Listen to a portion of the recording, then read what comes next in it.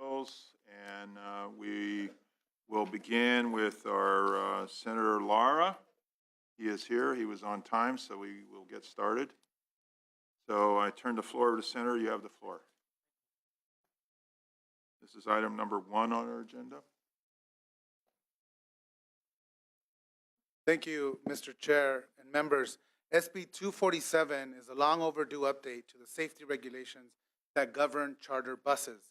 Last year, a group of college-bound high school students on their way to tour Humboldt State University via a charter bus were struck by a FedEx truck that crossed the median. Tragically, 10 people were killed in that accident. Afterwards, the National Transportation Safety Board investigated this particular incident and found the high number of deaths were in large part due to the inadequate safety procedures and exit systems, and issued a series of recommendations to improve passenger safety. In particular, SB 247 implements those NTSB's recommendations, which include bus drivers must give a safety briefing highlighting the vehicle's emergency exits and emergency procedures. Buses will be equipped with burn-resistant materials, emergency lighting fixtures as well, luminescent or reflective emergency signage, an event data recorder, windows that can be easily opened and remain open in the event of an evacuation, and all new buses must be equipped with a second door. Most of the NTSB recommendations were prior to this accident, members, but have not been implemented for years, especially for some decades in particular. Other high occupancy vehicles like trains, limousines, and planes have far more stringent safety standards than buses. According to the Federal Motor Carrier Safety Administration, nationally there are over 8,000 passenger injuries and fatalities a year.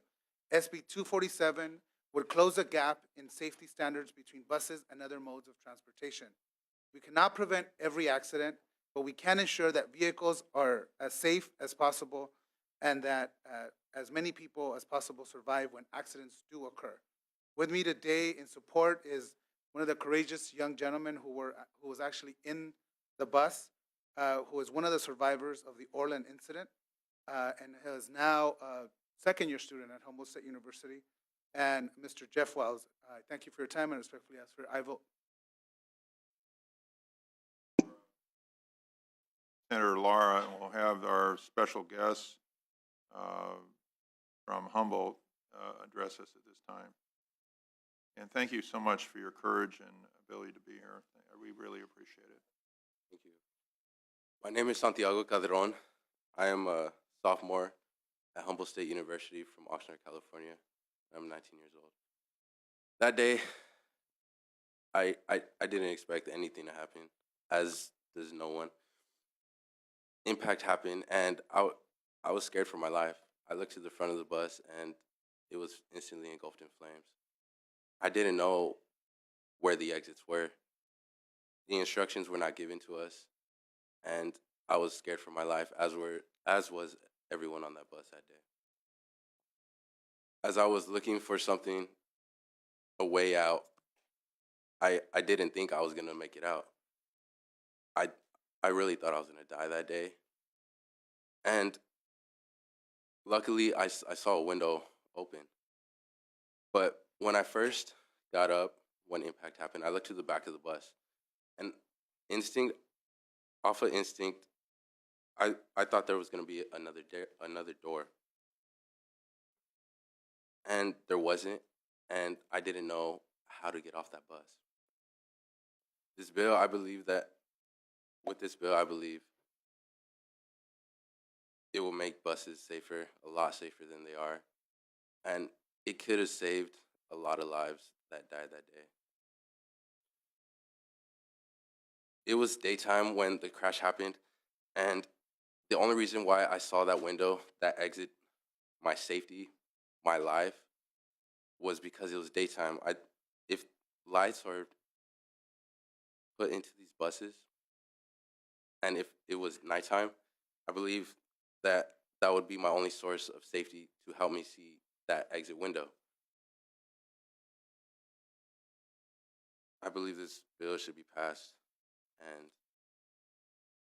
I'm the voice of the voiceless. I'm here to do it for the families who are struggling with the hardest thing that I've ever been through. And I just hope to God that this bill gets passed and no one has to go through anything that I've been through. Thank you very much for your courage, and we send, of course, prayers and condolences to all the families,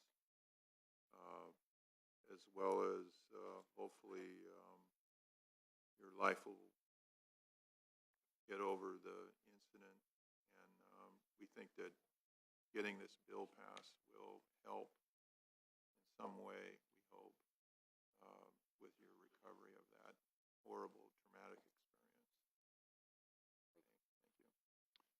Do we have other witnesses, please?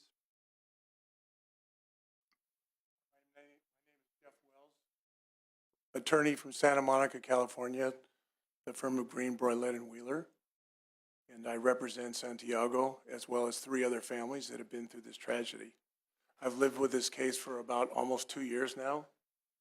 The magnitude of the loss is almost overwhelming. Some of these families, the Denise Gomez family, for example, was their only child that had, person in her family that had graduated high school. She was a straight A student from a charter school in Inglewood, California. She was the hope and the light of that family, and that light has been snuffed out. Can you imagine sending your child on a college trip and then getting a call to find out that they burned to death in a bus? I mean, it's unimaginable. A lot of us here, I have 2 college students, and a lot of us do. I think that these common sense provisions in 247 of latches for the windows, lights, simple instructions from the bus driver would have made a huge difference in this case. In talking with the families of the kids that survived, they all said they didn't know what to do, they didn't know how to do it, and time was of the essence. The flames were coming, and they didn't know where to go. And if they had had an exit, if they had had a window, if they had had some instructions to say, everyone go back. Remember, the driver was killed. The driver wasn't there to direct traffic after this tragedy occurred. If there had been something, some instruction. You know, I flew up with Santiago today. It's the first time he'd ever ridden on an airplane in his life was the day after this accident, when he flew home from Sacramento back to Oxnard. He told me when he got on the plane, the first thing he did was look to see where the exits were. And he was shaking the whole time. Think about how simple it is to have a driver instruct everyone on the bus, put on your darn seatbelt, wear it the whole time. Here's where the windows are to exit. Here's how you do the latches on the windows. I mean, it might take less than 30 seconds. And isn't that worth the life of our kids? Is there any other greater calling for consumer safety than the safety of our own kids? I can't think of any. Thank you very much. Thank you. And before we start the next witness, if it's my pleasure of the senator, we'll call a quorum so we establish a quorum here. So I would like to have the roll call called for the Senate Committee on Transportation and Housing. Can we please call the roll? Senator Bell? Here. Bell here. Canella? Here. Canella here. Allen? Allen here. Bates? Bates here. Gaines? Gaines here. Galgiani? Galgiani here. Leyva? McGuire? McGuire here. Mendoza? Mendoza here. Roth? Roth here. Wykowski? We have a quorum. Thank you. Yes, next witness, please. Mr. Chair and members, I'm Rosemary Shahan, President of Consumers for Auto Reliability and Safety, and we strongly support this measure. It is a common sense measure that would simply adopt recommendations made by the National Transportation Safety Board, which is the federal agency that investigates crashes like this, and they're in a position to assess what would really make a difference and what would work to prevent future tragedies from occurring. And they've identified these specific improvements in the way the buses are operated and information that's given to the passengers. And I'd note from the analysis that the analysis points out that both the second door and the propping mechanisms for window exits, which are 2 of the main recommendations that would be adopted with this legislation, are currently required on all European buses. So that's not something that's so extraordinary to require, and that a number of buses already made in this country include secondary doors. So we'd be, following the lead of our European counterparts by providing that level of safety. And I also noted that the opponents were objecting on grounds that there may be federal preemption. We also supported Senator Corbett's SB 109 regarding limousine safety, and that instituted additional requirements. And it's my understanding that this bill is very much in keeping with that precedent. We'd greatly appreciate your aye vote. I'd like to ask for any additional speakers in favor of the bill. I see none. Can we have, at this time, any people that have concerns or opposition to the bill, please come forward.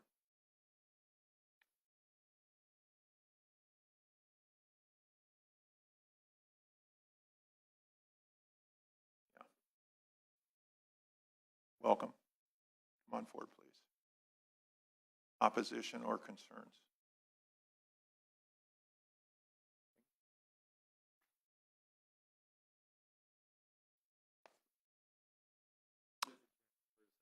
Carlson for the California Bus Association. You usually don't see me here for the Bus Association. I'm pinch hitting for Josh Pane, who will be taking over after this hearing and tomorrow's hearing. First of all, our condolences to Mr. Calderon and the rest of the victims. It's a horrific accident. It's also the kind of an accident that is almost unprecedented in its severity and the way that it happened. And I think it might be useful for the committee to understand how the accident happened as they're looking at sort of the other policy issues related to this. The bus did not cause the accident. The accident was caused by a big rig that went across the median on I-5 up in Orland, head-on the bus that was going in the slow lane within the speed limit. And the bus's unprotected fuel tank ruptured, throwing diesel, which ignited in the cab of the bus. It was awful, and it must have been a nightmare for Mr. Calderon. Having said that, the cause of the deaths was most of the deaths were this awful fire, for which it's very hard to engineer anything.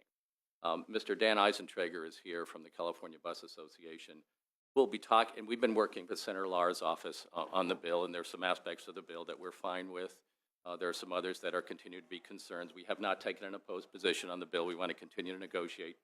But I'd like Mr. Eisentrager, I want to bring one more issue to the attention of the committee, that Mr. Eisentrager will speak to some of the specifics of the bill. Apart from this awful situation, bus travel is, even by definition of the Department of Transportation, the safest mode of transportation. Over the last 37 years, and these are statistics I've given to Mr. Lara and the committee consultants, there's an average of 11 bus occupants a death a year in motor coaches over a 38-year period of time. Now, one is too many, but I wanted to provide that context for the committee when you have 30,000+ motor vehicle deaths over the course of a normal year.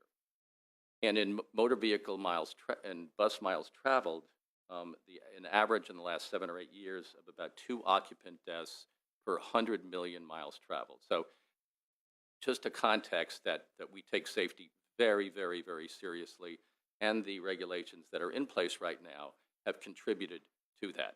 Having said that, obviously there are things that we're happy to look at and discuss, and I'd like to turn it over to Mr. Eisentrager, who's been in the bus industry for a very long time and knows a lot about it, maybe to speak to some of the specifics in the bill. Mr. Eisentrager. Yes, sir. Thank you. You have the floor. Good afternoon. My name is Dan Eisentrager. I'm a member of California Bus Association, and I'm Vice President for Coach USA Megabus. Mr. Chair and members, I wish to extend my deeply felt sorrow to the families who lost loved ones in the April 10th, 2014 Orland FedEx truck and motor coach crash. This is very horrific and a singular crash, and I will always remember it because it was on my birthday in 2014. I've been in the bus and motor coach business since 1964 as a driver, as a certified mechanic, a manager, and an owner. Striving for better safety has been a priority and number one goal of the companies I've been in and owned, and is a priority of the California Bus Association. When motor coaches are purchased, we trust the manufacturers are following the FMCSA regulations and NHTSA safety standards.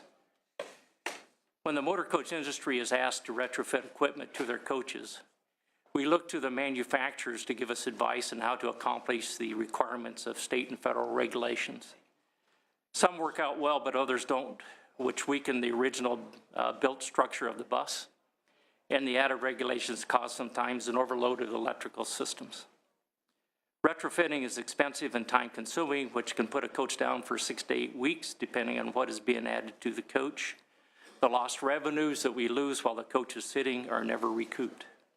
When we purchase a new coach, if the proposed changes that Senate Bill 247 is proposing, we'd receive the coach ready to operate in revenue service, which is, in my experience, the better way to have an expert in manufacturing install the required changes versus a shop mechanic who are not qualified engineers. Senate Bill 247 is addressing only charter buses, but all buses, motor coaches, are built to the same regulations, intercity buses, and buses that are operated in tours and between cities and urban service. Why aren't they included in the bill? They buy from all the same manufacturers that charter bus companies buy from: Setra, MCI, Van Hool, and Prevost.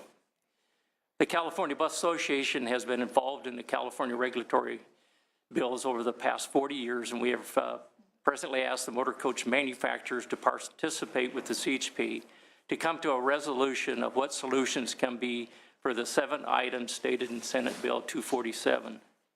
I believe that the driver safety announcement is a very quick and easy solution to making passengers aware of the safety equipment and evacuation areas of the coach. This is currently being accomplished by many companies, but as we know, we are dealing with a human factor, which, if the driver forgets to make his announcement, as in this case, can leave passengers searching for egress solutions. CDs are prepared and have been prepared by ABA, American Bus Association, and UMA, United Motor Coach Association, which I have given to Senator Lara's staff. And the announcement being made before each trip by the driver to me with a safety announcement is more effective with eye-to-eye contact and speaking to the passengers on a PA. I held a California commercial license for 46 years. I've been driving these charter buses for years. I've been working on these buses. And I always found under our SPAB regulations, by being able to have eye-to-eye contact and talking to the teacher or talking to the students or talking to the seniors is more effective than putting a CD on like the airlines do sometimes. Safety cars stored on the back of each seat has been suggested and is a possibility. Webbing is available and cards can be made up like the airlines and the trains. We just have to agree on verbs, the writing on the placards that are made available. The question is, how many passengers will really read the cards unless forced to do so? I notice when I fly on airplanes, they very rarely have those cards pulled out and look at them. I fly quite frequently. I think I know where the exits are, just like the young student here that gave testimony today. He was looking for the exits just like we do. The other suggestions of better burn-resistant seat material, interior emergency lighting, interior and exterior luminescent and retroreflective emergency signage, event data recorder, emergency window supports when open like a gas spring, and secondary side door need good engineering completed and tested. Manufacturers have to be concerned about additional weight that may be added when requirements are imposed. Motor coaches are very close to maximum capacity as we are today after we have added ADA equipment and 3-point seat belts. 3-point seat belts alone in our buses has added 2,800 pounds to the vehicle.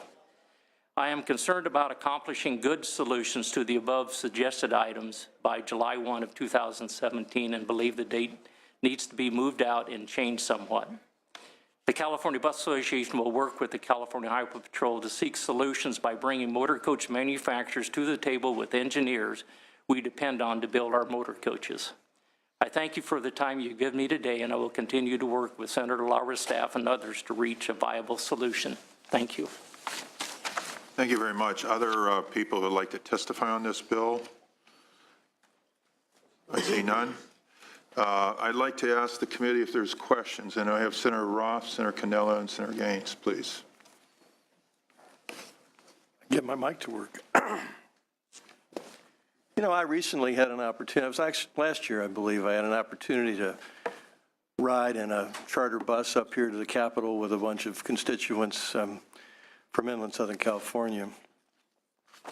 And I was, it's been a long time since I've been on a bus. I think it was probably since I'm old, it was probably since the airline strike back in the 60s when I ran a bus from Atlanta, Georgia to Dayton, Ohio. But I sat in that front seat, you know, with the driver down below, and it was one of those big buses, and we were rolling along the Interstate 5, and I looked out that big glass window because there were no seat belts. And I thought, you know, if this bus hits anything, I guess I know where I'm going to be. But the other thing I was taken with was I don't remember anybody telling me how to get out of it if I had to. And there was nothing for me to read, and I don't remember seeing any signage. Now, maybe because I was in the front seat and heading out the front window, they didn't figure they needed to bother talking to me. But let me I do know how to ask a question, so let me just ask a couple. What's so wrong with having the charter bus operator take a few moments and instruct passengers on where the exits are and how they operate? Through the chair. Answer the question, please. Yeah.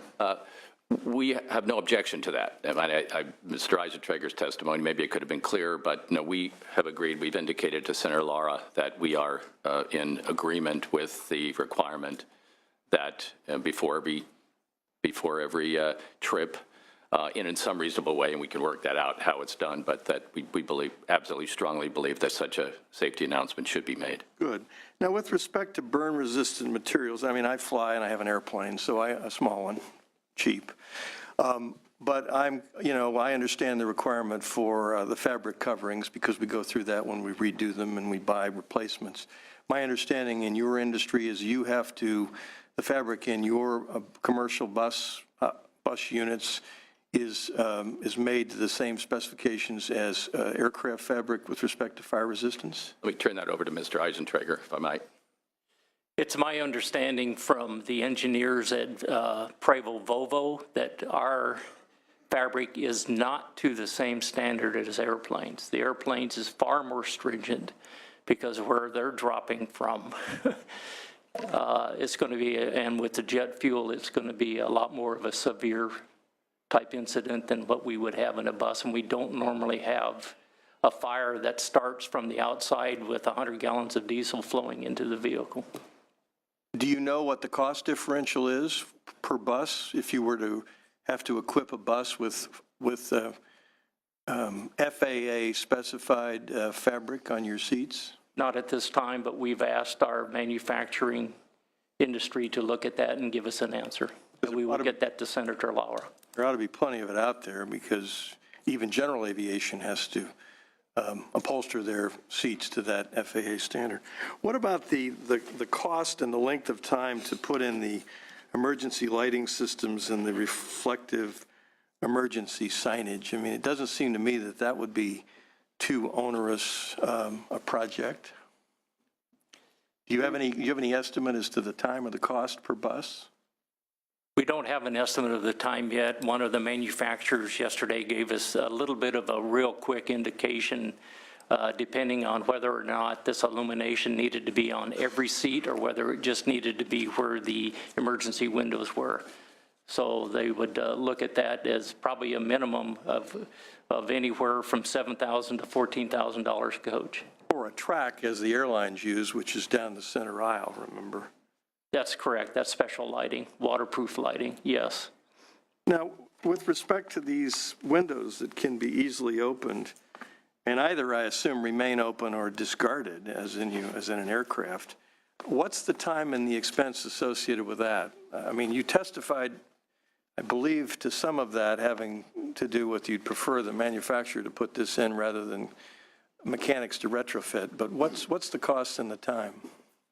At this point, we do not have a price to be able to put some type of mechanism on the window to hold it open.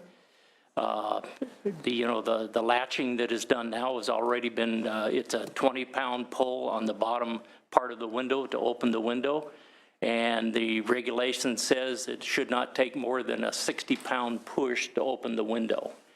And that's the criteria that we have right now.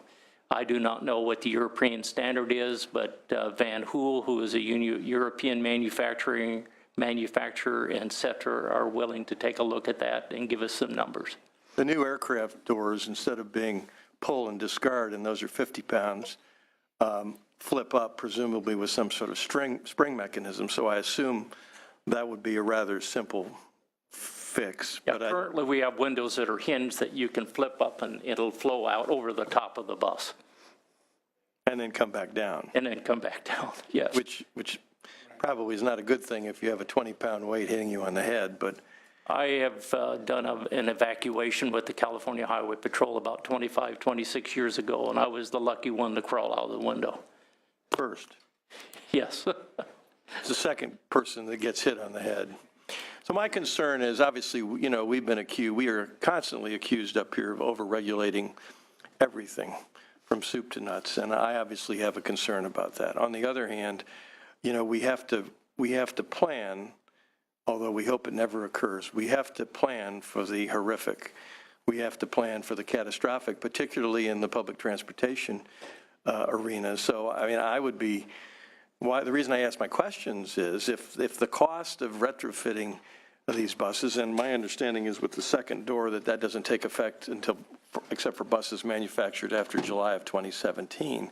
My concern is if the cost is manageable, isn't it something we really should be doing to protect members of the public when you're operating a public charter service and you put passengers on the bus? And we obviously hope the driver never hits anything. We hope people never hit the driver or the bus, but when it happens, it's likely to be bad. And from my perspective, I think we ought to do all that we can within reason to protect the passengers on these buses. I appreciate you tolerating my commentary and the few questions I've asked, and I appreciate your responses, sir. Thank you, Mr. Chair. Senator Cannella, you have the floor. Then Senator Gaines. Thank you, Mr. Chairman. So if the NTSB changes the standards, what is the normal procedure to modify buses? Do the buses stay kind of operating until they're mothballed and then new buses are retrofitted with the changes, or are you mandated by the NTSB to change them, and what's the time frame? If we're mandated to change, they give us a date. It's just depending on what the severity or the ability of manufacturers to be able to get the project accomplished. For instance, the ADA installations in our buses, in the retrofit of the ATA. A lot of times the buses were out of service for 60 to 90 days, retrofitting the side door for an ADA. So it's not unusual to retrofit buses? It is in a sense, but ADA was a huge project put upon us. Literally, usually if it's a safety issue, they will recall, just like automobiles, recall, and then the factory will put together a project and send us the parts and give us the instruction to our mechanics so that we can field retrofit the buses. Okay, but again, it's not unusual for NTSB to change the standards and for you to retrofit buses. Senator, for clarification, the NTSB doesn't make the regulations. They present recommendations to the NHTSA and the Federal Motor Vehicle Carriers Agency And they're the ones who considers the request or considers recommendations and then may or may not. Still doesn't change my question. So No, it doesn't, they but I make a just wanted to make sure they recommendation, Somebody adopts the standard and they're required to modify. Yeah, I would say that from the federal level, it is very unusual for there to have been a retrofit. Usually it's applied to new construction, and then that goes sort of from, kind of as the buses go out of service and the new ones come in with whatever the new regulation. How many existing buses in California would fall under this new standard, would have to be retrofitted? Any idea? We estimate about 4,700. 4,700. And Senator Roth asked questions about costs, and I didn't hear a really good answer. We're in committee, we're making a decision on whether we want to, get this bill to move along to the next committee. So do you have some idea on the cost to implement the changes that Senator Lara's bill is trying to get at? Not totally. This came as a pretty quick surprise on us over the holidays and getting manufacturers to answer us. The answers are finally coming in yesterday, a couple of them, and we're still working on them. So what were the couple of them? What's the magnitude? For total changes, not counting the additional door that's on new buses? We have no idea on the side door, the materials, we have no idea, but the side struts for the windows were between $7,000 and $14,000, depending on the materials and how much was going to be needed to attach them to the vehicle, and that's the one cost that we have. So, and you said something about $7,000 for lighting as well, I thought. So is it Yeah. $25,000 per coach, maybe? About that, maybe. Okay.